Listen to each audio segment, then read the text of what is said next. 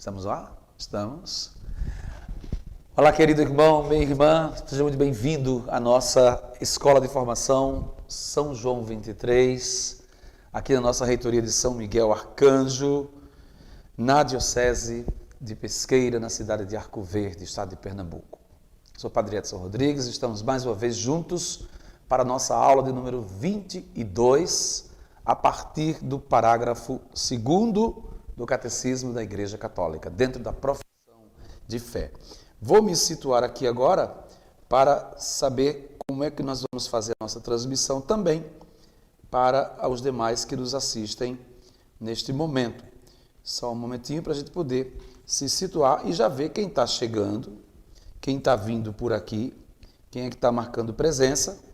E a gente já pode também, vou fazer isso agora, você pode também compartilhar essa aula já no seu Facebook. Eu já vou fazer isso agora para a gente poder compartilhar essa aula no nosso Facebook. Bem, é o seguinte, estamos então na aula 22 e vamos começá-la fazendo como sempre fazemos, invocando a Trindade Santa, invocando o Espírito de Deus, para que nós possamos, sob a luz de Deus, estudar esses conteúdos e a gente possa, então, ser iluminado pela luz do Senhor. Em nome do Pai, e do Filho, e do Espírito Santo. Amém. Vinde, Espírito Santo, enchei os corações dos vossos fiéis e acendei neles o fogo do vosso amor. Enviai, Senhor, o vosso Espírito, e tudo será criado, e renovareis a face da terra. Oremos. Ó Deus, que instruístes os corações dos vossos fiéis com a luz do Espírito Santo, fazei que apreciemos retamente todas as coisas, segundo o mesmo Espírito, e gozemos sempre de sua consolação, por Cristo nosso Senhor. Amém. Nossa Senhora, Mãe da Igreja, rogai por nós. São João 23, rogai por nós. São Miguel Arcanjo, protegei-nos e defendei-nos no combate. Em nome do Pai, e do Filho, e do Espírito Santo. Amém. Deixa eu ver quem foi que já chegou por aqui. Seu Caetano, Guilherme, Kaline, Graça, quem mais? Josefa Isabel, dona Josefa lá de Serra do Vento com a gente, né? Lá de Serra do Vento. Lúcia, aqui da nossa reitoria, estão chegando. Você que está chegando, coloque aí a sua cidade, onde você está, por favor, no Facebook ou no YouTube, coloque onde você está, qual a cidade que você está, para a gente poder saber onde nós estamos chegando com a nossa aula de hoje. Bom, eu vou pegar a aula de hoje a partir do número 595. E vocês lembram que eu fiz uma pergunta nas aulas passadas sobre o seguinte: a morte de Jesus foi um assassinato ou foi uma doação de si mesmo? Lembra que eu fiz essa pergunta? Se Jesus tinha sido morto por alguém ou ele de fato ofereceu a sua vida. Este parágrafo 2º do Catecismo da Igreja Católica, ele vai tentar responder esta pergunta, né? Tentar responder esta pergunta. O capítulo 2º, ele traz 3 pontos importantes. Primeiro, o processo de Jesus, como foi que se deu esse processo de condenação de Jesus. Em meio à trama política e religiosa do tempo, como é que se deu esse processo? Depois, a morte redentora de Jesus, o segundo ponto que vai ser tratado, para se entender o sentido e, ao mesmo tempo, a importância e a grandeza desta morte na cruz pelo Senhor. Depois, o terceiro momento, o catecismo vai trabalhar a ideia de que Jesus se ofereceu ao Pai pelos nossos pecados. Esses 3 pontos são importantes, eu não sei se vou conseguir terminá-los. Em todo caso, a gente vai conversando e vai aprofundando, porque são questões muito sérias que a gente está tratando dentro do símbolo da fé. Nós estamos aqui, creio em Deus Pai Todo-Poderoso, Criador do céu e da terra, já passamos tudo isso. Em Jesus Cristo, seu único Filho, nosso Senhor, que foi concebido pelo poder do Espírito Santo. Já passamos tudo isso. Nasceu da Virgem Maria, padeceu sob Pôncio Pilatos, aí vem, foi crucificado, morto e sepultado. Este é o parágrafo 2, a partir do ponto 595, que nós aprofundaremos neste encontro de hoje.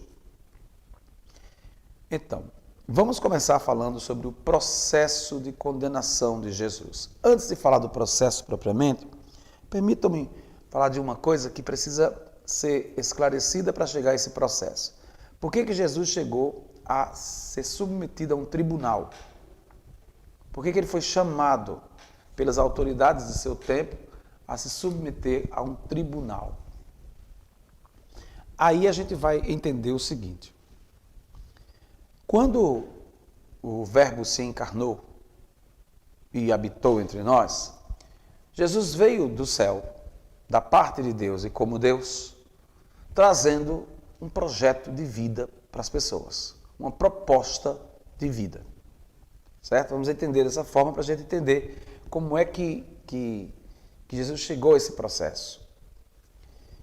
Ele trouxe da parte de Deus uma proposta de vida, que a gente chama na igreja de projeto de Deus, uma proposta de vida para quem quer ser cristão. Muitas ideias desse plano, dessa proposta, não batiam com as ideias da lei judaica, ou dos judeus especificamente, e mais ainda das autoridades do tempo de Jesus. E a lei dizia que quem contrariasse as leis chamadas divinas, tidas como divinas, seria passível de condenação. Jesus, naturalmente, sabia claramente o que iria acontecer com ele, né? E ele sabia o que iria acontecer com ele, ou seja, saindo desse prumo da lei, vamos chamar assim, ele sabia que ele estaria incorrendo na possibilidade de ser julgado, condenado e até morto. Só que ele já sabia de tudo isso. Mas mesmo assim não desistiu do projeto de Deus para o ser humano, que é a felicidade. Então o que aconteceu? Quando Jesus foi batizado e começou a espalhar essas ideias pelo mundo, lá pelo seu tempo, começou a incomodar. E cristão que é cristão, incomoda. Igreja que não incomoda não é cristã. Veja a Igreja Católica, o quanto incomoda a sociedade com temas fortes, que muita gente até acha que a igreja nunca deveria se meter. Temas como a terra, como moradia, como aborto e tantos outros temas. A igreja incomoda porque o projeto da igreja é o projeto de Jesus. Por isso, não existe cristão que não incomode. Se for cristão verdadeiro, vai incomodar. Mas cedo ou mais tarde vai ter que bater de frente com princípios, com ideias, com estruturas que não condizem com o Evangelho. Que pensam diferente, que é aquilo que Jesus chamou de pensar o mundo, ou com a mentalidade mundana, que é diferente do projeto de Deus. Dito isto, com base na aula passada, se você perdeu, você pode vê-la no YouTube, a aula está lá. Com base na aula passada, que a gente estudou aqui, as categorias sociais, religiosas e políticas do tempo de Jesus, com base na aula passada, a gente vai entender então como é que se deu esse processo de Jesus. Lembrando que Jesus era judeu, de nascimento, nascido em Belém da Judéia. Quem tinha que julgá-lo? Os judeus.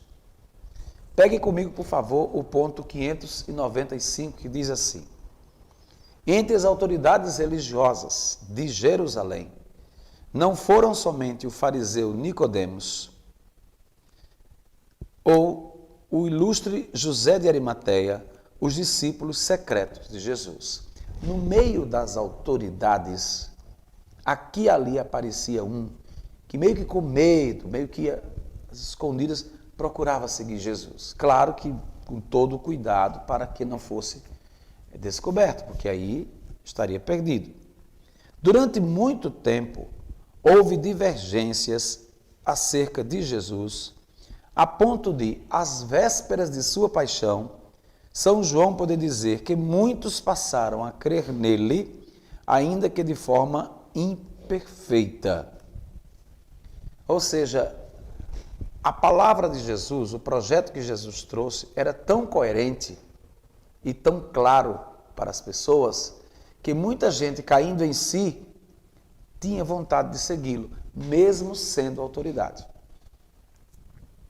Isso não tem nada de surpreendente se nós levarmos em conta que no dia seguinte a Pentecostes, diz o livro dos Atos, um grande grupo de sacerdotes judeus aderiu à fé, e que alguns da seita dos fariseus haviam abraçado a fé, a ponto de São Tiago poder dizer a São Paulo: há milhares de judeus que abraçaram a fé e todos são fiéis observantes da lei.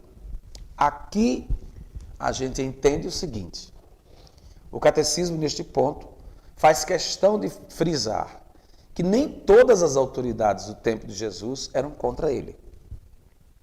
Houve muita gente de autoridade que se converteu e acreditava nele. O que acontecia muitas vezes é que não podia ser dito, porque se fosse dito seria passível também de punição. Então, dessa forma, a gente compreende aqui no 595 que os judeus, havia autoridades dentro dos judeus que seguiam Jesus, que concordavam com ele. E aqui se cita dois exemplos de Nicodemos e de José de Arimateia. Arimateia foi quem foi buscar o corpo de Jesus quando ele morreu. Arimateia foi pedir a Pilatos para retirar o corpo da cruz. Mas sigamos. 596 diz assim: as autoridades religiosas, veja que havia autoridade política e autoridade religiosa. Lembra que a gente estudou isso na aula passada? Quem era a autoridade política e quem era a autoridade religiosa? Lembra que a gente falou do Sinédrio, dos 71 homens que se reuniam para assessorar o governo principal? A gente falou disso. Mas as autoridades religiosas de Jerusalém não foram unânimes, brigando com gente, divergindo das pessoas. E o que acontece? Os fariseus ameaçaram de excomunhão aqueles que seguissem Jesus. Se a gente descobrir, vocês estão fora. Vocês vão com ele. Vocês pagam com ele. Aqueles que temiam, se deixarmos que ele continue assim, eles pensavam assim: se deixarmos que Jesus continue desse jeito, todo mundo vai acreditar nele, os romanos virão, destruirão nosso lugar santo e a nossa nação. Isso era o pensamento, o temor e a necessidade de governo, de poder. Não é muito diferente hoje, não. Não é muito diferente, não, da classe política de hoje, que brigou durante um mês e meio, 2 meses, por poder e não por serviço. Não é muito diferente.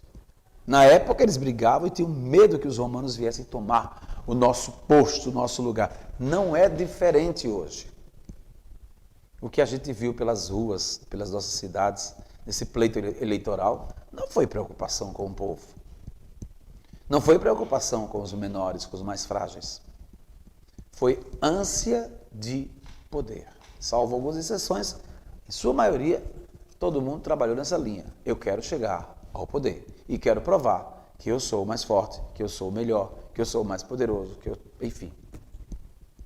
Aqui os judeus tinham medo dos romanos tomarem o poder. E diz o texto ainda: o sumo sacerdote Caifás propôs, profetizando: não percebeis que é melhor um só morrer pelo povo do que perecer a nação inteira? Ou seja, Caifás não estava preocupado com a morte de Jesus especificamente, ele não se referia a isso especificamente, ainda que estivesse profetizando sem saber. Era melhor entregar um só, que ali a trama era muito grande, né? A trama política e religiosa era muito grande. Você pode ver, quando você vai ler a Paixão de Cristo, você vai perceber que existe um joguete grande entre Anás, Caifás, Pilatos, o Sinédrio, Herodes. Todos esses nomes que estão dentro da Paixão, eles saem entregando um para o outro, para quem quer condenar Jesus, porque eu mesmo não vou condenar não, porque eu não vou me queimar. Por que eles não iam, por que ia se queimar? Porque havia uma trama política na história, que aí se alguém condenasse Jesus sem culpa, que era o que foi o que aconteceu, ele não teve culpa, como diz o profeta Isaías, foi levado inocente ao matadouro, tal qual a ovelha é levada ao matadouro e tosquiada. Ou seja, se alguém condenasse Jesus injustamente, seria cobrado por isso. Por isso que ficou quando você lê a Paixão de Cristo, você vê aquela trama de Anás vai para Caifás, de Caifás para Herodes, de Herodes para Pilatos.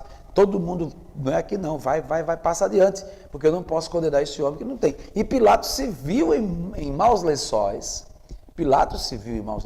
quando Jesus caiu na sua mão, que era a autoridade máxima ali, a palavra final, agora você tem que condenar. E ele questionou Jesus, perguntou, fez muitas perguntas, mas eu não encontro motivo nenhum para condenar esse homem. Ele não tem motivo para ser condenado. Mas o Sinédrio vai dizer, mas ele se disse que era contra César. Ele se disse rei. E Pilatos vai interrogando, você é rei? E reinado é o seu. E Jesus vai dizer, eu sou rei, mas não daqui. Se o meu reino fosse desse mundo, meus soldados já teriam providenciado um outro destino. O meu reino é da verdade. Quem é da verdade escuta a minha voz. Que bonito. E que trama isso aí, né? Porque Pilatos fica naquela de o que é que eu faço agora? Já passou por todas as instâncias, Anás, Caifás, Herodes, até o tetrarca da Galileia, que era Herodes, já tinha recebido. E mandou para Pilatos, porque disse, não é aqui. Essa situação não é conosco. Manda para lá, para a autoridade. Pilatos se vê em situação de vexame. O que é que eu faço agora? Eu não gostaria de condenar este homem, mas tem que condená-lo. O Sinédrio está aqui dizendo que tem que condená-lo. Até que ele acha uma saída muito assim, diria, muito estratégica para condenar Jesus. Alguém lembra a Pilatos que no período da Páscoa se solta um prisioneiro. Aqui tem um detalhe muito interessante na Paixão que às vezes passa despercebido na leitura do texto. Jesus não era prisioneiro ali. Ele foi interrogado, ainda não estava na condição de Barrabás. Então foi um julgamento meio que desigual na situação. Você tinha um prisioneiro, ladrão, assassino, que era Barrabás, e tinha Jesus que estava interrogado, levado por todos os tribunais, mas não condenado porque ainda não tinha recebido a sentença final. Porém é posto lado a lado com um já condenado que estava cumprindo pena, e Pilatos diz, vamos soltar um deles.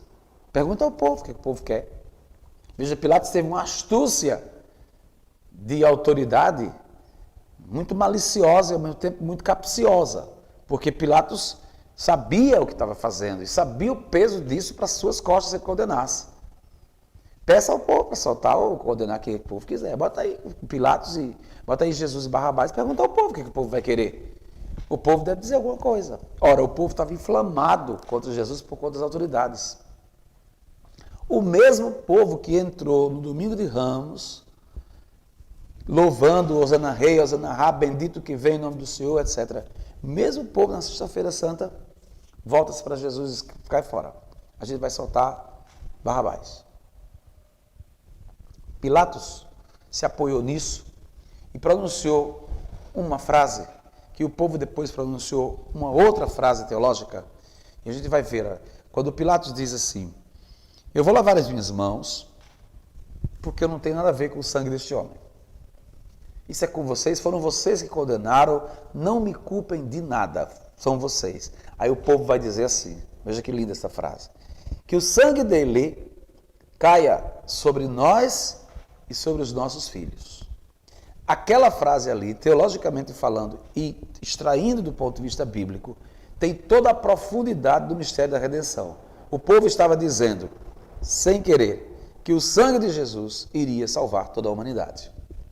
O sangue dele caia sobre nós. Veja que é um jogo. Foi um jogo. E eu fiz a pergunta na aula passada se a morte de Jesus foi um assassinato ou se foi uma doação de si mesmo. Foi um jogo. Inicialmente tem esse jogo, essa trama política, essa trama religiosa. Também por que não? Então diz aqui o seguinte, o sumo sacerdote Caifás diz, não percebeis que é melhor um só morrer pelo povo do que perecer a nação inteira? O Sinédrio, depois de declarar Jesus passível de morte, na qualidade de blasfemador, por que blasfemador? Porque se identificava com Deus. E a identificação de Jesus com Deus vem pela sua palavra, pela sua própria boca, quando pronuncia eu sou. Yahvé, o nome, biblicamente falando. E não era possível pronunciar este nome, que era o nome de Deus, não tomasse o santo nome em vão. Eu sou o pão da vida, eu sou o bom pastor, eu sou a porta, eu sou o caminho, eu sou... Enfim, várias vezes Jesus usou essa expressão, eu sou, aquele que é, aquele que era, aquele que será. Eu sou. E foi tido como blasfemador. E, diz o texto aqui, na qualidade de blasfemador, mas tendo perdido o direito de condená-lo à morte, o entrega aos romanos, acusando Jesus de revolta política. Isso vai colocar Jesus em igualdade com Barrabás. Aí sim, ele ganha essa igualdade com Barrabás, que foi acusado de homicídio. Veja que trama, aqui esse número 596, ele vai tentar clarear para nós isso aqui. Ó. O Sinédrio, aqueles 71 homens, depois de declarar de Jesus passível de morte, na qualidade de blasfemador, mas tendo perdido o direito de condená-lo à morte, porque o Sinédrio não podia fazer isso sem autoridade maior, entrega Jesus para os romanos, dizendo, ele provocou revolta política, por isso ele é igualzinho a Barrabás, que Barrabás é homicida, e esse aqui também é. Vai ficar condenado dessa forma. São ameaças políticas que os chefes dos sacerdotes fazem a Pilatos para que condene Jesus à morte. Nós temos agora, Pilatos não queria, mas eles estavam insistindo e trouxeram essas acusações para convencer Pilatos a condenar Jesus. Não sei se você já tinha visto a morte de Jesus por este ângulo, porque a gente é muito acostumado a ver Jesus na cruz, prova de amor maior não há, etc, etc, etc. Não sei se a gente já tinha estudado Jesus sob este ângulo. Sob este ângulo. Antes de se dar na cruz, passou por essa trama, que continua agora no ponto 597.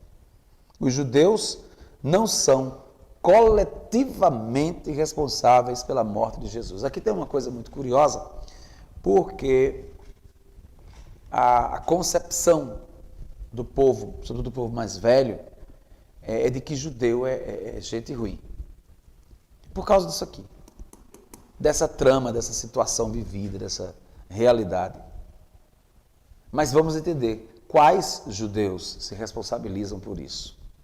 Levando em conta a complexidade histórica do processo de Jesus, manifestada nos relatos evangélicos, e qualquer que possa ser o pecado pessoal dos autores do processo, Judas, o Sinédrio e Pilatos, conhecidos só de Deus, não se pode atribuir responsabilidade ao conjunto de judeus de Jerusalém, a despeito dos gritos de uma multidão manipulada e das censuras coletivas contidas nos apelos à conversão depois de Pentecostes.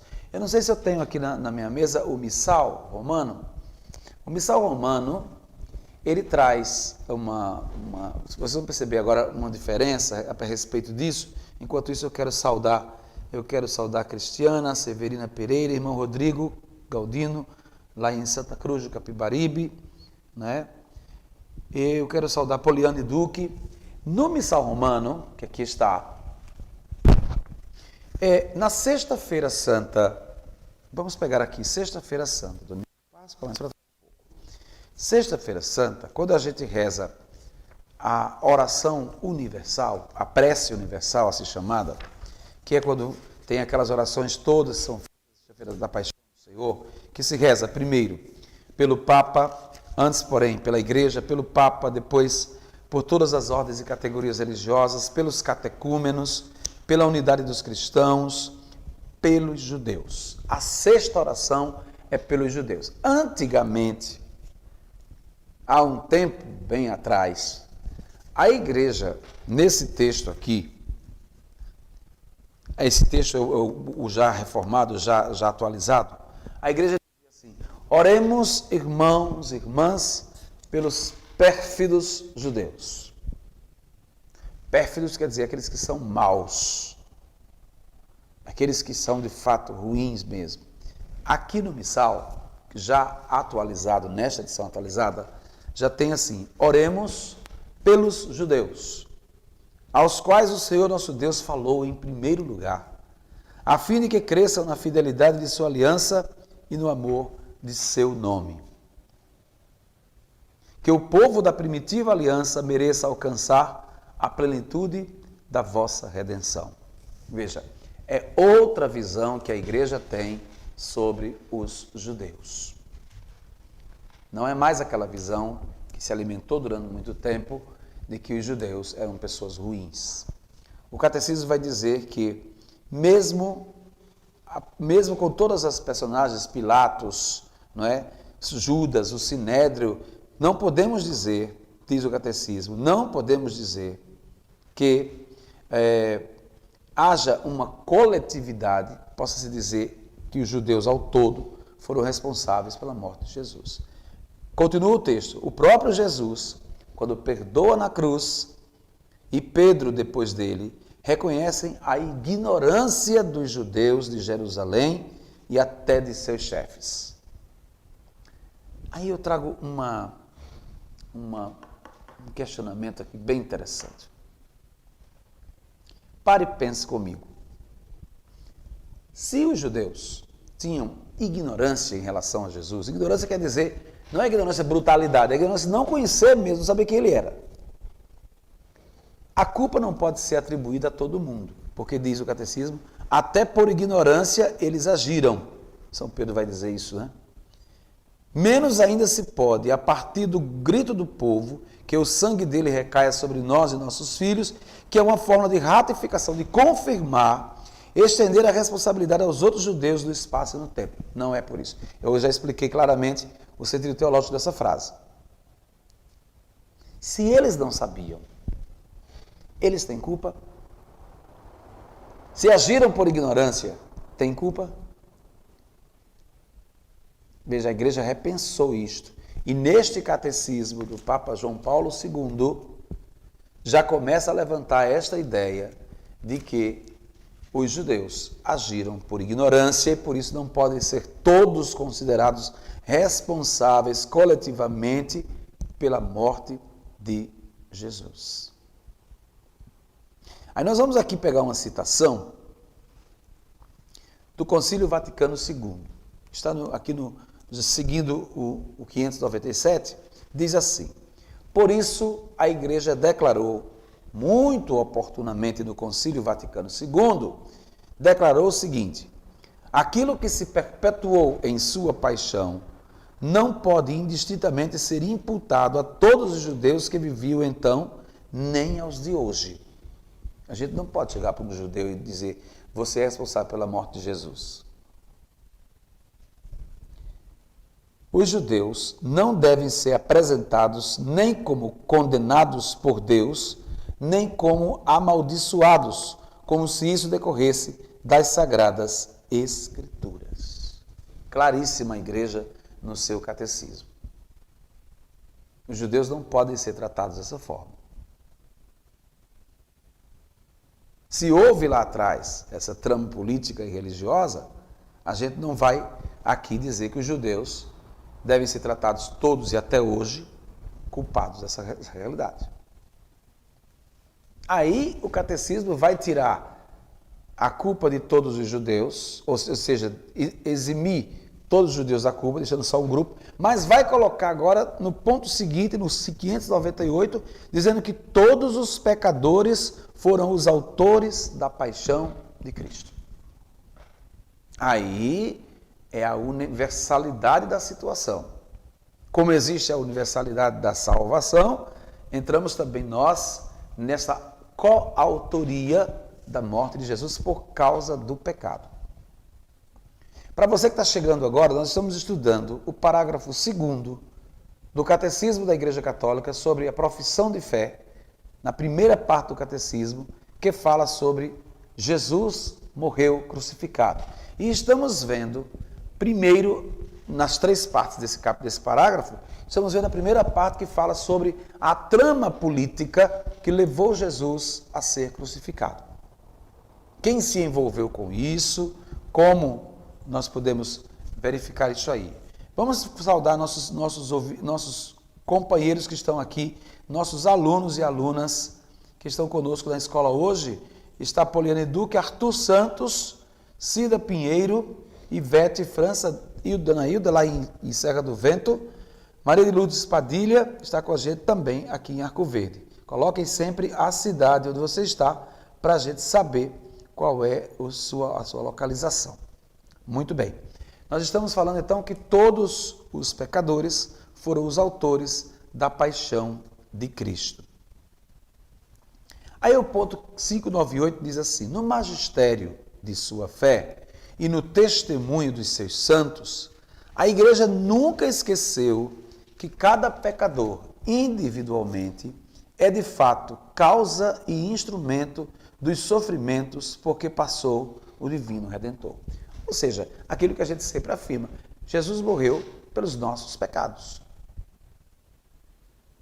Isso vai ficar mais claro quando a gente chegar lá na frente e no Catecismo vai ter a oportunidade de tratar de vários assuntos ligados a isso aqui.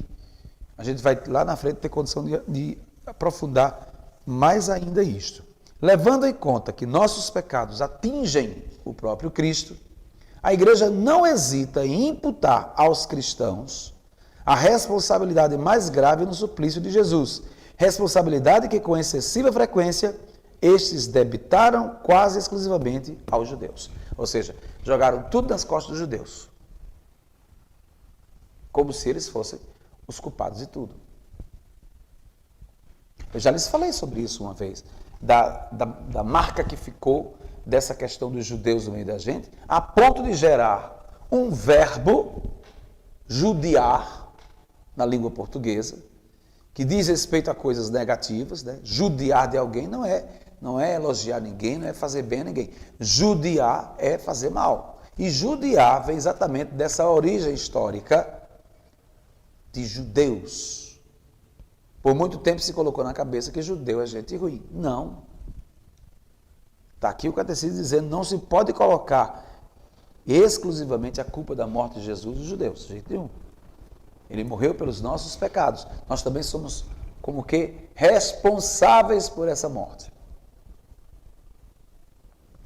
Vamos aqui. Nós vamos pegar um texto que está no Catecismo, e esse texto vai nos falar que é do Catecismo Romano. Já na página 64, tem esse texto lá no Catecismo Romano, que vai dizer assim: evidentemente, são mais gravemente culpados aqueles que frequentemente recaem em pecado. E a gente vai voltar a falar nessas aulas aqui a questão do pecado, para ninguém pensar coisa errada, da noção clara do que seja pecado nessa dimensão. Se de fato nossas culpas levaram Cristo ao suplício da cruz, aqueles que mergulham no mal o crucificam novamente, porque está com eles o Filho de Deus, e eles o atingem com um crime mais grave do que aquele dos judeus. Veja, o pecado atinge Jesus, diz o Catecismo, com um crime mais grave do que aquele dos judeus.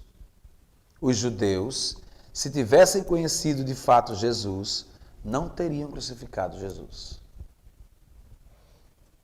A palavra vai dizer que muitos agiram por ignorância.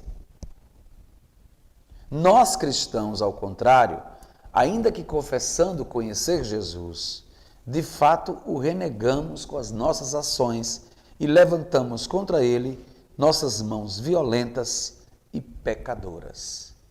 Olha que fecha a ideia. Não foram os demônios que o crucificaram, mas foste tu que fizeste crucificá-lo e ainda o crucificas, quando te deleitas nos vícios e nos pecados. Esta é uma frase de São Francisco de Assis. Não foram os judeus, os demônios que o crucificaram, mas foste tu, diz São Francisco, que fizeste crucificá-lo e ainda o crucificas, quando te deleitas nos vícios e nos pecados. Então aqui se fecha o primeiro dos 3 pontos desse parágrafo segundo, que é exatamente o processo de Jesus. Como se deu? O que é importante para a gente saber aqui? É importante, acho que 2 ou 3 pontos são importantes para nós. Primeiro, nem todo judeu, autoridade judaica, era contra Jesus. Havia gente que simpatizava com ele e até queria estar com ele. Segundo, o processo de Jesus, a morte de Jesus veio de um processo de uma trama política, que foi para lá e foi para cá, jogando de uma mão para outra. E terceiro, não foi de responsabilidade apenas somente dos judeus, e nem de todos os judeus, a morte de Jesus. O catecismo vai dizer, para além dos judeus, os nossos pecados também provocaram a morte dele. E nos responsabilizamos por isso. Eu quero saudar o meu querido irmão, o padre Fábio Amaro, né? E o padre Gilson, que estão lá da paróquia, agora deixa eu me lembrar, padre Fábio, a sua paróquia agora ele não tem aqui, não lembro mais qual a sua padroeira, mas enfim, o padre Fábio Amaro e o padre Gilson estão conosco também neste encontro de estudos do Catecismo da Igreja Católica. Nós agora vamos passar para o ponto 2, a partir do número 599, que é para falar sobre a morte, veja o título, a morte redentora de Cristo no desígnio divino de salvação. Vamos pensar numa coisa aqui bem simples. Primeiro, esse título tem algo a ser esclarecido para ser posto assim, de modo mais evidente para o nosso estudo. Acabamos de estudar o processo da morte de Jesus. Como se deu, quem foi, com quem foi e por que foi. Aí o catecismo entra com o título A Morte Redentora. Isso faz diferença. Redimir é mais do que perdoar. Se a gente for olhar na etimologia da palavra remissão é arrancar de dentro. Tirar é muito mais forte do que perdoar. Por isso que a igreja, quando reformou o missal, a igreja colocou, antigamente rezava na missa assim, este é o cálice do meu sangue, o sangue da nova e eterna aliança, que será derramado por vós e por todos, antigamente se dizia, para o perdão dos pecados. Fazer isto em memória de mim. Fazer isto para celebrar a minha memória. Era assim que se dizia antes da reformulação do missal. Aí ficou, o cálice do meu sangue será derramado por vós e por todos para a remissão dos pecados. É arrancar pela raiz. Essa questão de redentora quer dizer, a morte de Jesus foi tão profunda que não precisava e nem nunca mais vai haver outra morte dele. Ele não vai precisar morrer de novo para perdoar de novo o pecado da humanidade. Por isso que é uma questão muito séria. É a redenção operada na cruz no desígnio divino de salvação, mais do que perdoar pecado. O perdão fica mais para o lado humano, para a dimensão humana. O Senhor redime. A remissão é mais forte.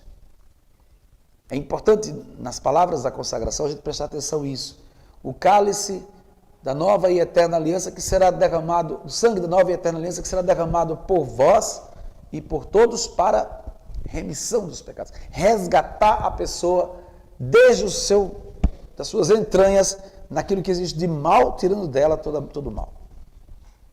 Aí a gente começa agora a pensar a morte de Jesus pelo outro lado. Aquele que a gente sempre vê na Semana Santa e em outros momentos. A gente viu o primeiro momento com o processo de Jesus, agora começamos a ver a morte de Jesus pelo outro lado. Aí já não é uma condenação, não somente uma condenação, aí já será uma realidade bem mais profunda de remissão dos pecados. Ponto 599. Jesus entregue segundo o desígnio bem determinado de Deus. A morte violenta de Jesus não foi o resultado do acaso de um conjunto infeliz de circunstâncias. Importante isto. Lembra que eu perguntei na passada, né? Deixei a pergunta no ar para a gente responder aos poucos. A morte de Jesus foi um assassinato ou foi uma doação de si mesmo? Essa pergunta eu deixei na última aula para a gente tentar responder devagarinho a partir desses conteúdos. A morte de Jesus faz parte do mistério do projeto de Deus, como explica São Pedro falando aos judeus de Jerusalém no primeiro discurso de Pentecostes. São Pedro vai dizer: Deus, em seu desígnio, em seu querer e previsão, determinou que Jesus fosse entregue pelas mãos dos pecadores, chamados de ímpios. Esta linguagem bíblica não significa que os que entregaram Jesus tenham sido apenas executores passivos de um roteiro escrito de antemão por Deus. Não foi uma historinha contada, bonita até, um rapaz jovem, que foi batizado aos 30 anos, que depois do batismo saiu pregando a sua missão e vai por aí, etc. Não foi só por isso. Não é só essa historinha, não. Essa historinha não é só isso. Existe algo muito mais profundo nisso. E o catecismo vai dizer assim: para Deus, todos os momentos do tempo estão presentes em sua atualidade. Ele estabelece, portanto, o seu projeto eterno de predestinação, entre aspas, incluindo nele a resposta livre de cada ser humano à sua graça. Foi o que aconteceu nesta cidade. Herodes e Pôncio Pilatos uniram-se com as nações pagãs e a população de Israel contra Jesus, o teu santo servo, a quem ungiste. A gente vai encontrar isso lá no Salmo 2. A quem ungiste, a fim de executarem tudo o que a tua mão e a tua vontade haviam predestinado que sucedesse. Deus permitiu os atos nascidos de sua cegueira a fim de realizar seu projeto de salvação. Se utilizou da realidade. O projeto de Deus era muito maior do que viver uma historinha com Jesus que o levaria à cruz. O projeto de salvação era muito maior do que simplesmente uma ideia de viver essa história que a gente revive toda sexta-feira santa, a cada ano, no mistério da contemplação da morte redentora de Jesus. E aí, as Escrituras dizem que Jesus morreu por nossos pecados. Eu ainda vou voltar à pergunta: foi assassinato ou foi doação? Nós vamos chegar à resposta disso. Este projeto divino de salvação, diz o catecismo, mediante a morte do servo justo, havia sido anunciado muito antes pela Escritura, de fato, muito antes, já do Antigo Testamento, predito dessa maneira. E segue o texto dizendo: a morte de Jesus cumpre, em particular, a profecia do servo sofredor, lá do profeta Isaías. Você lembra que o livro do profeta Isaías é dividido em 3 partes, né? Chamado Trito Isaías, né? São 3 partes do livro. Ontem nós lemos na missa uma parte do Trito Isaías, a 3ª parte de Isaías, né? O servo sofredor se localiza aí nesse contexto que o profeta vai falar quase 700 anos antes de Jesus, vai falar daquele que será o servo sofredor que vai ser levado tal qual a ovelha é levada ao matadouro. Mas, como servo obediente, vai ser escarnecido, vai dizer o profeta, vai ser chagado, vai ser torturado pelos seus algozes. O servo sofredor lá do Antigo Testamento vai profetizando que Jesus passaria por esta realidade. Jesus mesmo apresentou o sentido de sua vida e de sua morte à luz do servo sofredor. Depois da ressurreição, ele deu a interpretação às Escrituras nos discípulos de Emaús e depois aos seus apóstolos. Não era necessário que o Cristo sofresse na cruz, etc. Vai contando para os discípulos de Emaús, né? Lembra daquela passagem de São Lucas, capítulo 24? Quando Jesus vai contando para os discípulos de Emaús, estão conversando sobre o quê? A gente está conversando sobre o Jesus que morreu. Antes disso, vou dizer para Jesus, você não sabe o que está acontecendo aqui, não. É o único forasteiro daqui, que deve ser um forasteiro, porque todo mundo está sabendo o que aconteceu. O que foi que aconteceu? Ele provoca uma profissão de fé dos apóstolos. Jesus que foi crucificado e tal, e vai, era poderoso em obras e milagres, fez muita coisa, mas mataram. As mulheres disseram que viram por aí, mas ninguém viu nada até agora. E Jesus vai dizer, vocês são muito lentos para crer. Vocês são muito devagar. Que povo lento para crer nas coisas. E diz o texto, começando por Moisés, passando pelas Escrituras, explicava tudo o que ele lhes dizia a seu respeito. Não era necessário que o Cristo sofresse, vai explicando. Explica tudo isso. Então Jesus passa por essa realidade, morre pelos nossos pecados. Por isso que o catecismo vai seguindo com esse ponto 2 aqui, dizendo que aquele que não conhecera o pecado, Deus o fez pecado por causa de nós. Alguém perguntou uma vez, padre, esse texto não está errado, não é estranho dizer que Deus fez pecado, fez de Jesus um pecado. Espera aí, calma aí, não é nesse sentido não. A interpretação do texto vai dizer que quem não conheceu pecado nenhum, de repente foi chamado a assumir todo o pecado da humanidade. Ele que não tinha pecado nenhum, assumiu todo o pecado da humanidade. São Pedro pode, assim, formular a fé apostólica no projeto divino da salvação. São Pedro vai dizer, tenham consciência de que vocês foram resgatados da vida fútil, herdada dos pais de vocês, não por coisas perecíveis, como a prata, como o ouro, mas pelo precioso sangue de Cristo, Cordeiro sem defeito e sem mancha, conhecido de antemão antes da criação do mundo, ele foi neste final dos tempos manifestado em favor de nós. Os pecados dos homens, depois do pecado original, são sancionados pela morte, e ao enviar seu próprio filho na condição de escravo, condição de uma humanidade decaída e fadada à morte por causa do pecado. Aquele que não cometeu o pecado, Deus o fez pecado por nós, para que nós nos tornemos justiça de Deus. Simples e profundo ao mesmo tempo. Perceba as consequências da morte de Jesus.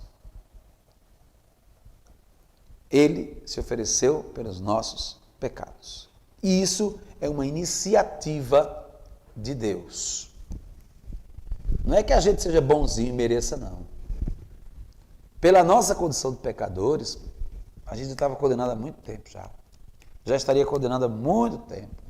Se fosse levar em conta a nossa condição humana, não tinha nem mais jeito. É Deus que toma a iniciativa de nos acolher para nos salvar. O catecismo vai dizer no número 604, ao entregar seu Filho por nossos pecados, Deus manifesta que seu desígnio sobre nós é o desígnio de amor benevolente que antecede a qualquer mérito nosso. Não é que a gente é bonzinho, não. É Ele, na sua bondade, que nos leva em conta e se antecipa a qualquer mérito nosso. Deus nos ama por primeiro. Aí não tem jeito, não adianta você dizer que não, ou tentar agir de modo contrário. Deus nos ama por primeiro. E nos ama do jeito que a gente é. E a prova de que Deus nos ama é que mandou o seu Filho e que ele morreu por nós quando éramos ainda pecadores. E este amor, diz o Catecismo da Igreja, não exclui ninguém, absolutamente ninguém. O Pai não quer que se perca nenhum dos pequeninos. Jesus resgata todos e é uma realidade clara e pontual. O Senhor nos ama por primeiro e nos quer consigo. Não há, não houve e não haverá nenhum homem pelo qual Cristo não tenha sofrido. Bonita essa expressão do Concílio de Quercy, no ano 853. Não há, não houve e não haverá nenhum homem pelo qual Cristo não tenha sofrido.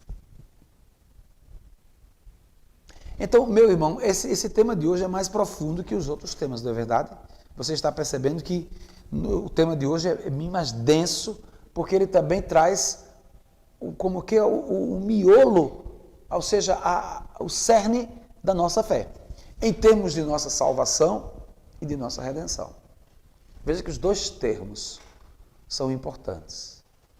A salvação e a redenção são termos distintos, mas que ao mesmo tempo estão interligados, porque um depende do outro.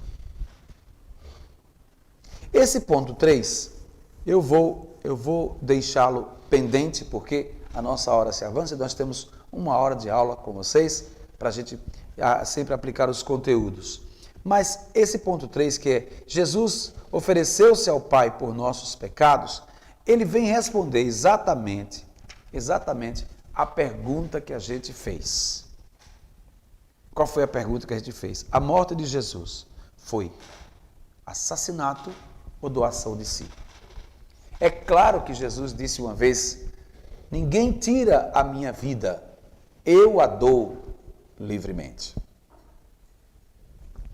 Agora, uma coisa não exclui outra.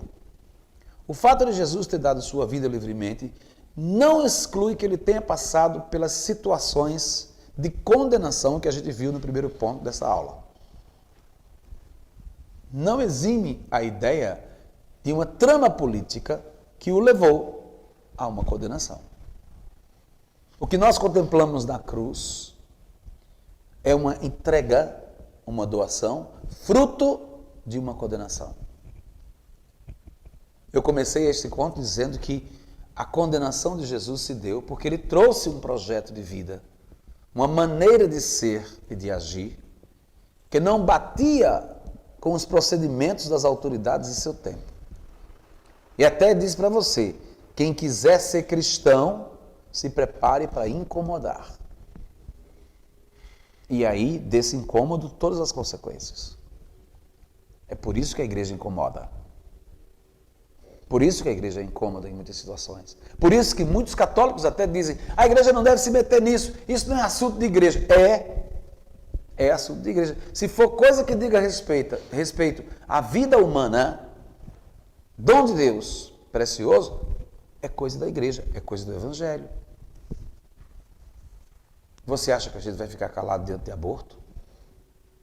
Se o homem se calar, as pedras falam, disse Jesus. Você acha que a gente vai se calar diante de pena de morte? De atentados à vida, de modo geral? Você acha que a gente vai se calar com desmatamentos, com destruição de planeta? Você acha que a igreja vai se calar com fome, diante de fome, miséria, violência? De educação que não tem qualidade? Você acha que a igreja vai se calar diante de discriminação racial, preconceito? Isso não é assunto de igreja? Isso não é assunto de cristão? Então a nossa Bíblia está errada. Se isso não for um assunto que diga respeito a um cristão, este livro aqui está errado. Porque Jesus veio defender essas realidades. Ah, mas no tempo de Jesus não tinha racismo. Tá, mas ele falou sobre o amor ao próximo. E o próximo também é o de outra raça, o de outra cor. Então é uma questão muito simples entender que a nossa dimensão de fé passa, em primeiro lugar, pela palavra de Deus. O nosso critério, nosso parâmetro cristão, nosso parâmetro cristão de vivência vem daqui. vem daqui. Eu até escutei nesses dias, período de eleição, se os cristãos defendessem Jesus e falassem de Jesus do jeito que defenderam candidatos, o mundo seria outro. Se os cristãos vibrassem com Jesus do jeito que vibraram com candidatos para a prefeitura e candidatas por aí, o mundo seria outro. Você já imaginou aquele batalhão todo de gente gritando pelas ruas, fosse todos a favor de Jesus para falar dele por aí afora? O mundo seria outro. Mas por que não é? Por que é mais fácil correr atrás de um político do que divulgar as ideias de Jesus? Porque o político não incomoda. Pelo contrário, faz tudo para agradar. Jesus incomoda. E se incomoda, desinstala. Se desinstala, automaticamente provoca situações que não se quer enfrentar. Então, eu vou deixar esse ponto 3 para a gente poder trabalhar na próxima aula, que vai ser quarta-feira. A gente está se encontrando sempre nas segundas e quartas-feiras.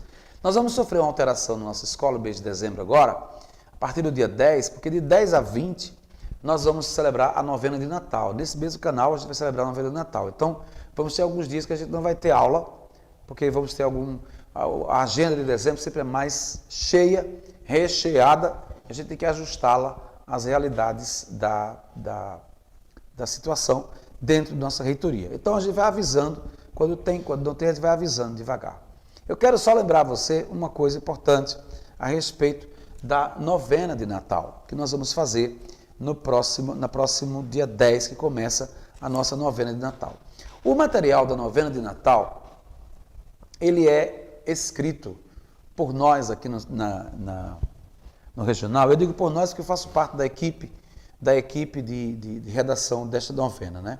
Eu escrevo com mais os colegas padres esse livreto já há uns 8, 9 anos que a gente faz esse texto, oferecendo ao povo a novena de Natal. E esse ano a gente ofereceu um texto, que esse livro é escrito para Pernambuco, Paraíba, Rio Grande do Norte e Alagoas, do nosso regional Nordeste 2.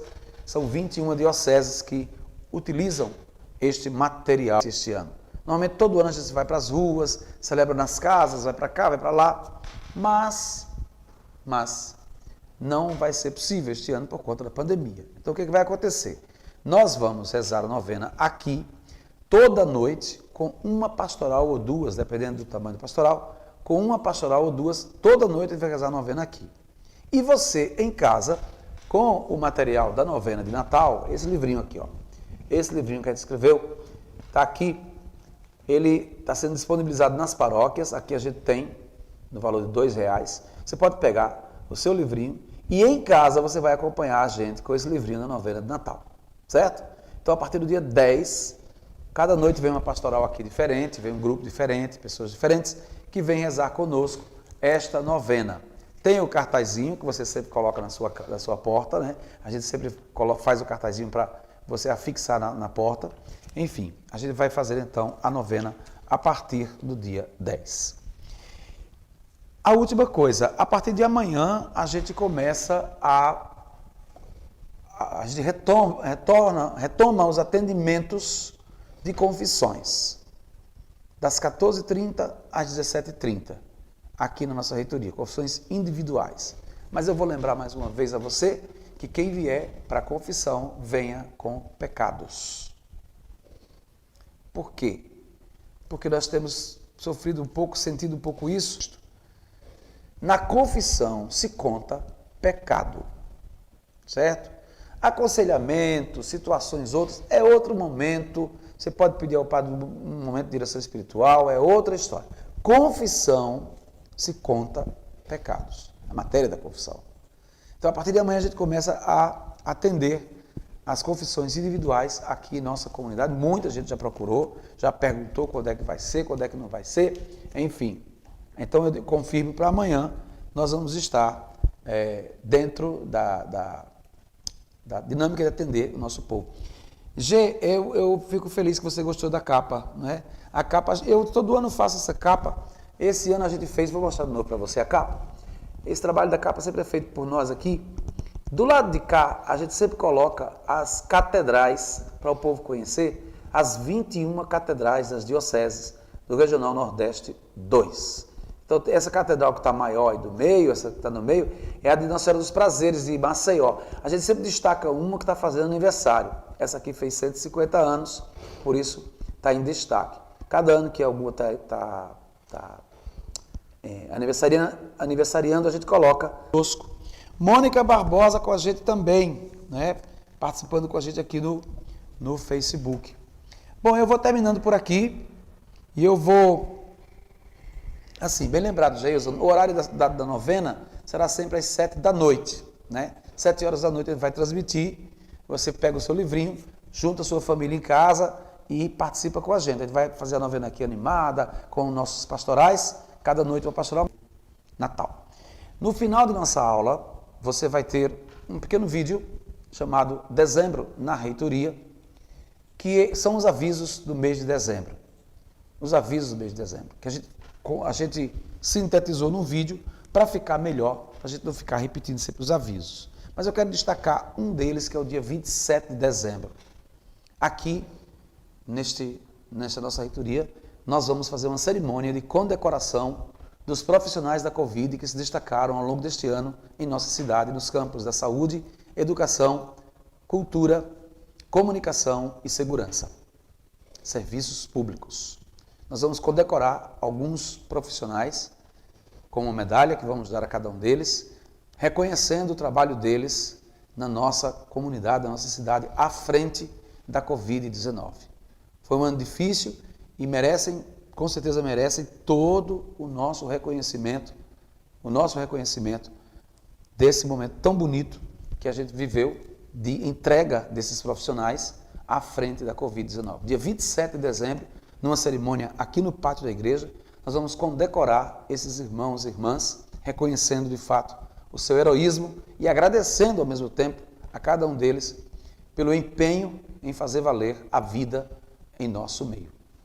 Eu termino este encontro de hoje convidando você a estar conosco amanhã às 7 horas da noite para a Santa Missa com a novena do Perpétuo Socorro, como sempre fazemos, com a bênção da água, com a bênção aos enfermos, orações especiais pelos idosos, enfim. Então, o nosso estudo sobre o processo da morte de Jesus. Peço, no final do nosso encontro, como sempre faço, invoco a bênção de Deus para que possamos ser abençoados por Ele, por intercessão de São Miguel Arcanjo, que desça sobre todos nós, como fonte de paz e esperança, e o Espírito Santo. Amém. Boa noite a todos e até o nosso próximo encontro.